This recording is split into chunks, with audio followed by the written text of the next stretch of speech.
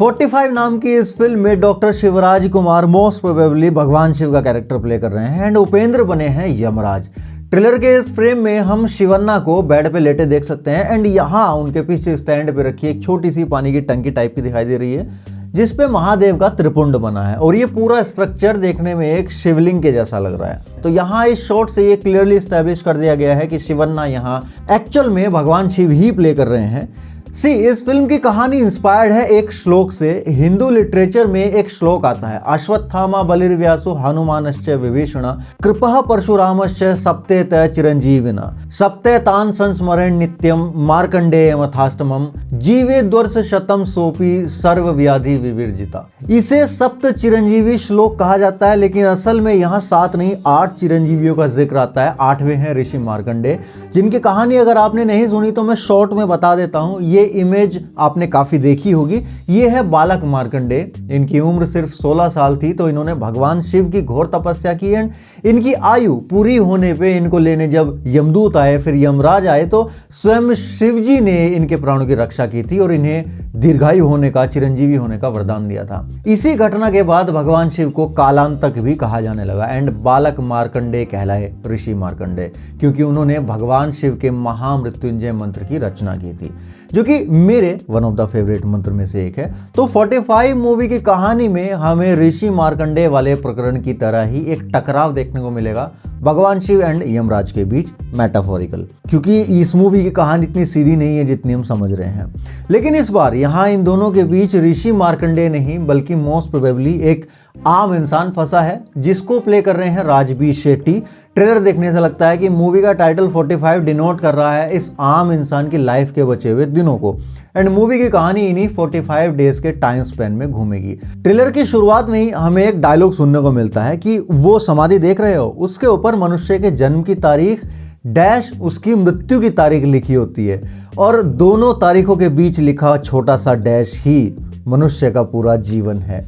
And ये line भाई poetic होने के साथ ही साथ बहुत ज़्यादा बेहतरीन है, एकदम दिल को टच कर जाती है। खैर, यहाँ पे जब जन्म की तारीख की बात आती है तो शिवन्ना को दिखाया जाता है एंड मृत्यु की तारीख बोलने पे उपेंद्र के कैरेक्टर को, यानी कि प्राणों की रक्षा महादेव कर रहे हैं एंड मृत्यु के लिए यमराज पीछे पड़े हैं। ये सेम ऋषि मार्कंडेय वाला कॉन्सेप्ट सिंबलाइज किया गया है कहानी में। ट्रेलर के शॉट में हम उपेंद्र के कैरेक्टर को एक भैंसे की मुंडी वाले बाइक पे देख सकते हैं, विच इज ऑब्वियसली सिंबलाइज कि यमराज अपने भैंसे पे बैठे घूम रहे हैं। लेकिन उनके साथ एक छोटी मोपेड टाइप के बाइक पे एक और बंदा दिखाई दे रहा है, छोटकू, जिसको कि हम ट्रेलर में कई जगह पे नोटिस करते हैं।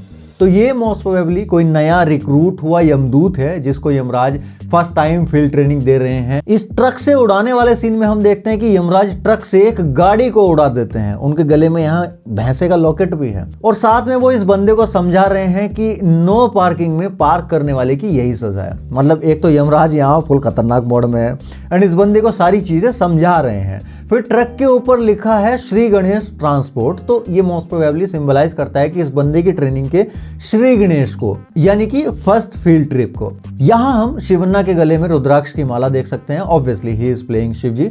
यहाँ हम इनकी तरफ नंदी जी को आते हुए भी देख सकते हैं जब जरूरत पड़ेगी। तो इंटरेस्टिंग पॉइंट ये है कि ट्रेलर में काफी कुछ एब्सर्ड देखने को मिल रहा है। कभी एक नॉर्मल दुनिया दिखाई देती है और कभी एक डिस्टोपियन फ्यूचर जैसा कुछ, सेम लाइक जो हमने यूआई मूवी में देखा था।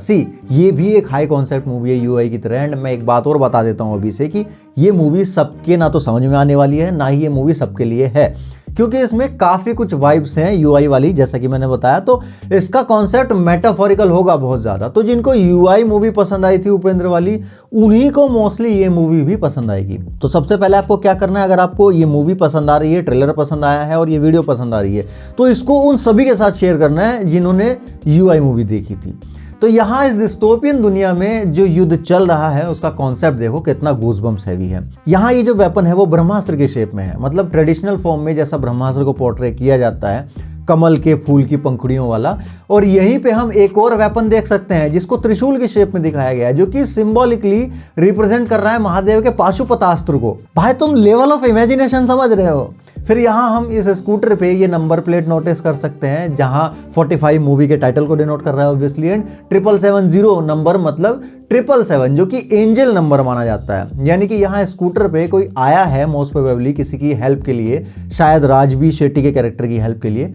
एंजल से याद आया, ट्रेलर में हमें राजेंद्र का कैरेक्टर भी दिखाई दिया, जो कि वैसे तो मोस्टली विलन टाइप के रोल करते हैं मूवीज में, एंड फर्स्ट शॉट में यहाँ भी नेगेटिव शेड में ही दिखाई दे रहे हैं, लेकिन इस कैरेक्टर की पीठ पे हम एंजल वाले पंख भी नोटिस कर सकते हैं टैटू के रूप में। प्लस यहाँ आसपास दिए भी रखे हुए हैं, तो ये कैरेक्टर मेटाफोरिकली कोई एंजल भी हो सकता है, जिसको ट्रेलर के लास्ट में यमराज कोई चैलेंज टाइप का देते हुए दिखाई दे रहे हैं कि बेस्ट ऑफ लक, माने बचा सकता है तो बचा ले, या ऐसा ही कुछ।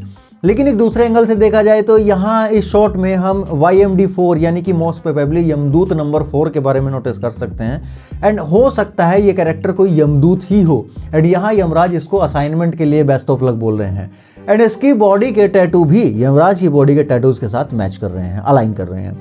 खैर, ये तो मूवी देखने के बाद ही पता चलेगा कि ये कैरेक्टर पॉजिटिव है नेगेटिव। यहाँ हम यमराज के आर्म के टैटू जो बना हुआ देख सकते हैं उसके ऊपर, उसको अगर सीधा करने पे हम देखें तो वो तराजू टाइप की हमें दिखाई देती है, माने यमराज नाप तोल के सबका हिसाब करते हैं, किसको नर्क में भेजना है, किसको स्वर्ग में भेजना है। फिर हम इस सीन में यहाँ विश्व मल्हार नाम की एक शिप खड़ी देख सकते हैं, जिसका मतलब होता है विश्व यानी कि संसार, एंड मल्हार यानी कि रिलेटेड टू वाटर, यानी कि संसार को एक वाटर बॉडी के रूप में मेटाफोरिकली व्यक्त किया गया है, एंड वाटर से याद आते हैं संसार के पालनकर्ता यानी कि भगवान विष्णु। एंड ट्रेलर के एंड में हम भगवान विष्णु के मोहिनी रूप को भी देख सकते हैं। इंटरेस्टिंगली यहाँ हम शिवन्ना को ही मोहिनी रूप में भी देख रहे हैं, जिसका एक मतलब ये हो सकता है कि हमें यहाँ पे हरिहर रूप के दर्शन कराए जा रहे हैं उसी कॉन्सेप्ट के, यानी कि शिव जी एंड भगवान विष्णु दोनों ही एक कॉइन के दो साइड हैं, इसलिए उनको हरिहर भी कहा जाता है। इसलिए यहाँ शिवजी एंड नारायण दोनों की छवि एक ही फेस के साथ दिखाई गई है, एंड वही नारायण मोहिनी रूप में भी आए हैं ऑफ कोर्स। वेल, तो ये थी कुछ छोटी छोटी सी मेटाफोरिकल डिटेल्स जो मुझे इस ट्रेलर में समझ आई और मैंने आपके साथ शेयर कर दी।